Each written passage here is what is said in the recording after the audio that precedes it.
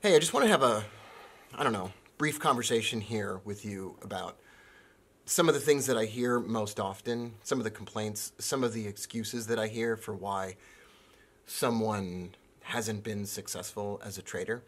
And all of these excuses are absolutely ridiculous. And so if you're watching this video, I hope you'll watch it all the way through. It's not going to be a long one, maybe 10 minutes long, but I think it's worth listening to every single part of this rant. And if you're listening on the podcast, I just want to say thanks for listening. The first reason people tell me that they're not successful is that they don't have enough time, that they're busy, they have a job, they have a full-time job, and they don't have a lot of time. And I have less time than every other single person in the world. If you want to say that the things in your life that are taking up time make it difficult for you. But all of us get the same amount of time. And I don't know where we all got the idea that somehow you have to sit in front of the screen all day long to be successful as a trader. That is the most preposterous, ridiculous, and stupid thing I've ever heard in my life. If you are sitting in front of the computer all day long, it is most likely the case that you are terrible at trading. And you're probably sitting in front of the computer because you're watching the positions that aren't going well. The very best traders in the world that I have ever met in my life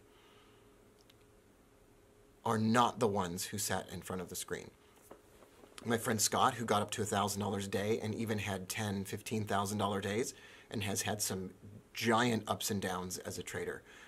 More ups than downs, but of course everybody's always going to talk about the downs. Jerks. My friend Igor, who I just talked about on YouTube the other day, who is up to $200 a day. Me, anybody that I know. Joel, who's trading at 9 o'clock at night, setting up his orders and then going to bed.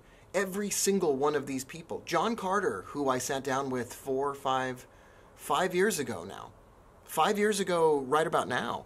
I sat down with him right after he made $1.4 million in one day trading Tesla. I should go back out and see him again. Each one of these people spends a minimum amount of time in front of the computer. An hour at most. In most cases, that's the most amount of time. They spend a lot of time learning, meaning over the course of 5 or 6 years, maybe they spent an hour a day in study. Maybe they spent more than that. But in most cases, no. Number two, I hear this complaint all the time. I'm not really good with computers, or I'm not really super smart about this stuff. I was the worst student in my law school. They almost didn't let me graduate from law school. The very best traders that I know are smart, common sense people, and they're terrible students. They did not fit into the student culture, the academic culture of the world, or anything like that. They weren't trying to be the top student. If you're trying to be the top student and academically in front of everybody else, you're going to be a terrible trader because you take things too literally and you're trying to memorize stuff and you're trying to be rewarded by memorization. My favorite traders, Scott, Igor, Joel, Bill, they're smart people, but the biggest quality of these individuals is that they're common sense smart. They're rational people. They don't lie to themselves. They don't have an open losing trade and then lie to themselves about how good it is or how bad it is. They just are always telling themselves the truth. And they're super rational about the decisions that they make. And they're commonsensical. They are common sense people. And they have a skill of estimation, meaning they're able to see a little bit ahead based on the decision that they're making now. And the single greatest quality of every super nerd face egghead person I've ever known that graduated with straight A's and all that kind of stuff, the biggest quality of every single one of those people that I knew is they couldn't see one step in front of themselves. They couldn't see what was going to happen tomorrow.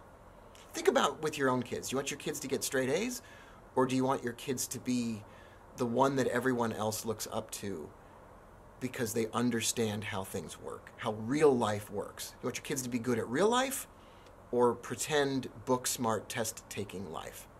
You want to be good at real life. And trading rewards common sense, real life experience. You want to be great at trading? Get commonsensical about your trading. Cut off your losing trades. Ride out your winning trades. Don't take a lot of trades. Trade with a smaller trade size. Have common sense. That is right there. I just said the most important things that ever matter, and most people will just ignore it. They'll just totally ignore it. The last thing that I hear from people is that they don't have enough money. And they'll say, well, I'm trading with a $50 account or a $100 trading account. And my answer is always, where is your other money going? What? Now, if you live in a third world country, I love you, and I try to provide as much as I can for free for you. And maybe you do have a $200 account. Fine, well then make $1 and keep $1 and make $1 and keep $1 and build it up from there.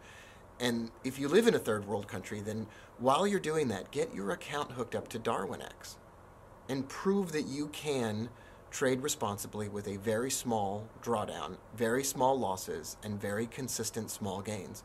And starting with the smallest account that you can dream of, you could be managing a portfolio of $500,000 because you've proven yourself even with a small amount of money.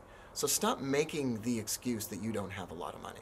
And stop making the excuse that unless you can double your $1,000 account, that this isn't going to be for you. That's just gambling. Just go to the racetrack instead. Trading involves a substantial risk of loss, but most of the time that's just for the people who are gambling like drunken monkeys. Anyway, this is just a giant rant. This isn't even my regular YouTube video or podcast episode. It's just something that's been on my mind and was on my mind as I was driving into the office today. And appreciate you listening to this. If you've got a comment and you're watching on YouTube below, I'd love to hear from you. I always love to hear from you. But I just wanted to get this message out, unedited, unfiltered, and said just straight up. Love you all. Thanks for watching. Thanks for being here. I'll see you on the next one.